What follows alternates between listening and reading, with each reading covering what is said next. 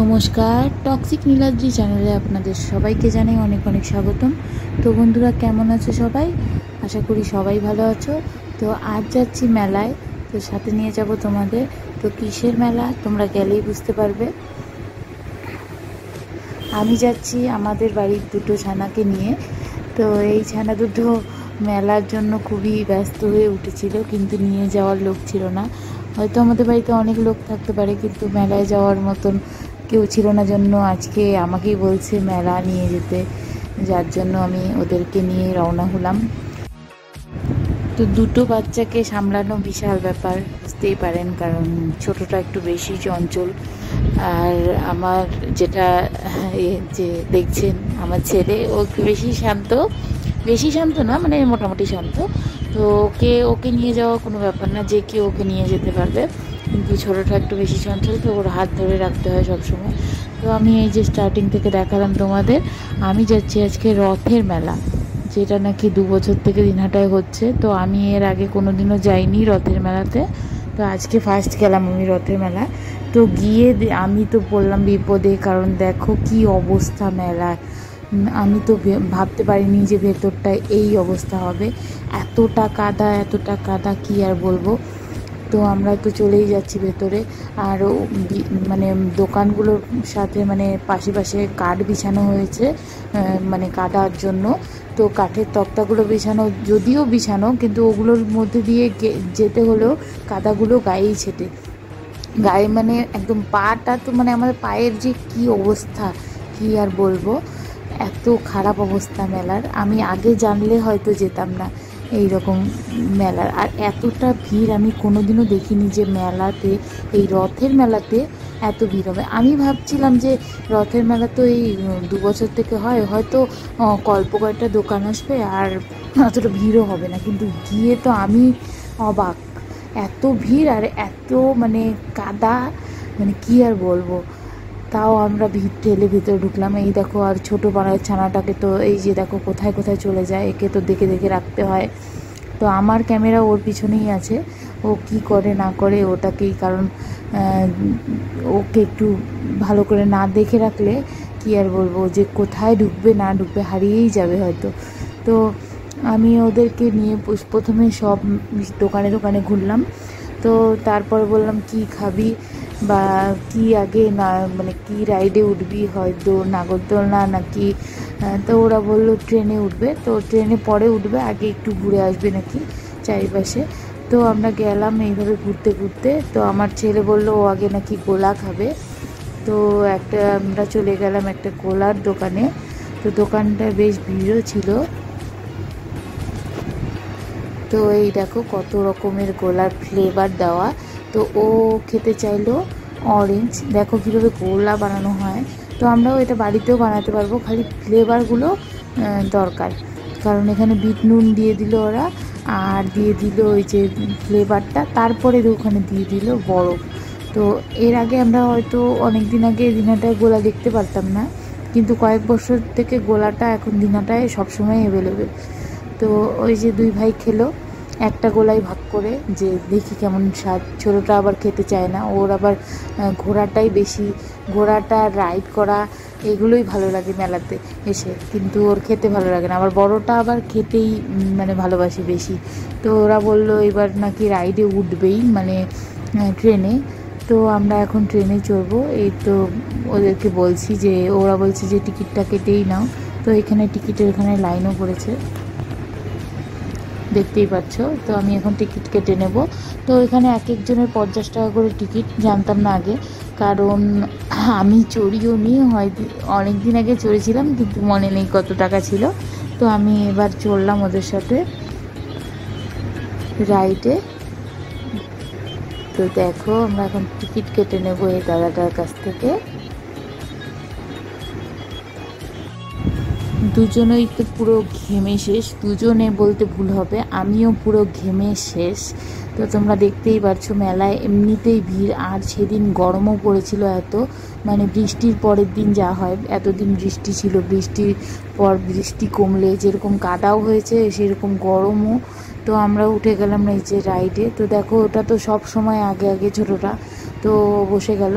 তো বলছিল আমার সঙ্গে নাকি বসবে না, তো আমি জোর করেই ওর সাথে বসলাম, কারণ ও একটু বেশি বললাম না চঞ্চল। তো আমার ছেলেকে আমি প্রথমেই দিলাম যে ও একাই বসতে পারবে। তো আমরা এইদিকে বসে পড়লাম আমি ছোটোটার সাথে। তো ছেলে বলছিল এর আগে নাকি ড্রাগন রাইড যেটা ছিল, তো ওটা নাকি 10 বার 10 রাউন্ড করতো, এখন সেটা কমিয়ে দিয়েছে। এদিকে আবার মানে ঘোরাচ্ছেও কম। তো যাই হোক, আমরা খুব এনজয় করলাম এই রাইডটাকে। তো এখন আমরা নেমে পড়বো, কারণ আমাদের 6 চক্কর ঘোরানো শেষ। তো এইবারই লাস্ট বার। তো নেমে আমরা যাই, দেখি নিচে গিয়ে কোথায় কি যায়। এদের মানে নিয়ে আসা মানে কি বলবো আর, খুবই বিপজ্জনক। তো যেটা আমরা অবাক হয়ে গেলাম, নিচে নেমেই দেখি ওর পাপা এসে গেছে, মানে আমার হাজব্যান্ড এসে গেছে। তো ও বলল যে আমি এখানেই আছি, তোমরাও আসো। তো আমরা বললাম আমরা তো খুঁজতে পারবো না, কারণ দুটো বাচ্চাকে নিয়ে কোথায় খুঁজবো তোমাকে, তার থেকে ভালো আমরা এখানে রাইডের এখানে দাঁড়িয়ে থাকি, তুমি আসো। তারপর ও আসলো সঙ্গে।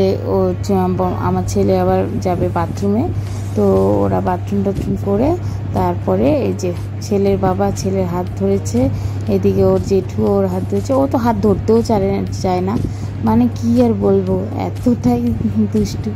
তো দেখতেই পারো তোমরা আমার ব্লগে, ওর একটু মানে বেশি চঞ্চল। হ্যাঁ, এই দেখো, আর আমি এখানে দাঁড়িয়ে আছি, কি করব না করব দেখছি।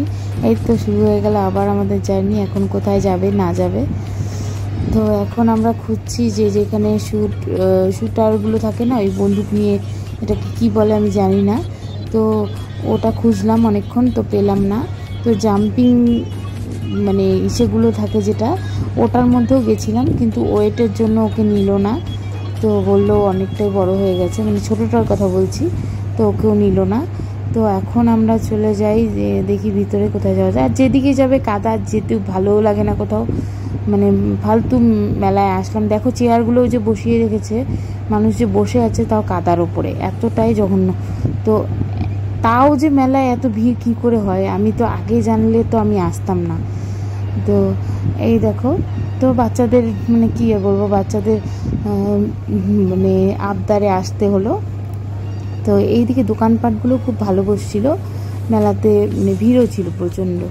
যে দোকানপাটগুলোতে মানে মানুষের বিক্রিবাটটাও বেশি হচ্ছিল, কারণ ভিড়টা এত ছিল না, যাওয়ার রাস্তায় পাচ্ছিলাম না। তো আমি এই যে দেখো তোমাদের দোকানগুলো দেখাচ্ছি, খুব সুন্দর সুন্দর জুয়েলারির দোকান এসছে, ফুলের দোকান, তারপরে বাসন, তারপরে এদিকে সানগ্লাস। ও এখন মনে পড়লো যে ওরা নাকি বললো সানগ্লাস নেবে, একজন সানগ্লাস দেখছে আর একজন দেখছে ক্যাপ। তো ক্যাপগুলো পরে পরে দেখছে ওকে কেমন লাগছে। তো লাস্টে ও এই ব্ল্যাক রঙের ক্যাপটা নিল, আর আমার ছেলে মানে সানগ্লাসটা নিল না, কারণ ওরকম সানগ্লাস ওর বাড়িতেই ছিল হোয়াইট কালারের, কিন্তু ও অন্যগুলোও পছন্দ করতে পারলো না ঠিকঠাক। তো আমরা এখন এগিয়ে যাচ্ছি মেলা থেকে একটু দূরে। তো যাচ্ছি এখন খেতে, দেখি ওদেরকে কি কি খাওয়ানো যায়। তো আমি এগুলো দেখছি ঠিকই, কিন্তু কিছুই নেব না, কারণ আমার সব কিছুই আছে। তো এই যে ওরা নাকি বললো যে ভেলপুরি খাবে, তো ভেলপুরির দোকানে যাই চলো। তো অনেকক্ষণ খোঁজার পরে পেলাম অবশেষে একটা ভেলপুরির দোকান, কারণ আগে অনেকগুলোই দেখেছিলাম, পরে পাচ্ছিলাম না আর খুঁজে।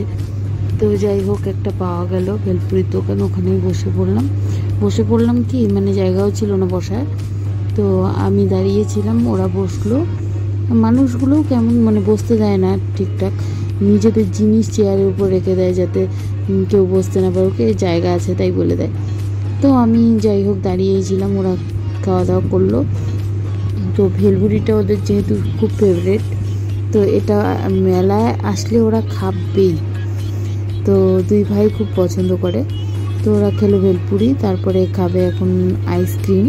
তো ভেলপুরি খাওয়ার পরে পরে নিয়ে গেলাম আইসক্রিমের দোকানে, আইসক্রিম খেলো।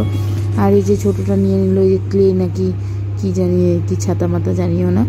তো এগুলো নিয়ে এখন যাব, রওনা দিব বাড়ির পথে, কারণ রাত্রি 10টা বেজে গেছিলো, এত রাত্রেও আমরা মেলাতে। তো এখন যাবে বাড়িতে, আবার গিয়ে খাওয়া দাওয়া করতে হবে, তার জন্য আমরা এখন বেরিয়ে পড়লাম। তো বেরিয়ে পড়লাম। তারপরে হঠাৎ করে মনে পড়লো যে কিছু তো নেওয়া হলো না। তো হাঁটতে হাঁটতে রাস্তা দিয়ে এগোচ্ছিলাম, দেখি কোনো কিছু পাওয়া যায় কি না। দেখলাম বাদামের দোকান। তো ছোটোটা আবার এই যে অসহায়কে একটু সাহায্য করলো, ওর ভালোবাসে কাউকে কিছু দিতে। তো আমি এদিকে ও টাকাটা দিক আর আমিও যাবো একটু বাদাম নিতে। তো বাদামের দোকানে দেখলাম ভালোই বাদাম, জানি না কেমন খেতে হবে। তো বাড়ি নিয়ে এসে যেটা দেখলাম, বাদামটা তো বেশি ভালো ছিল না, কিন্তু টাকাটা ভালোই ছিল। তো আমি নিয়ে নিলাম, অল্পই নিয়েছিলাম। তো বাদাম নিতে নিতে হাঁটতে হাঁটতে গেলাম, আর ছোটোটাকে বসিয়ে দিয়েছিলাম ওর জেঠুর গাড়িতে।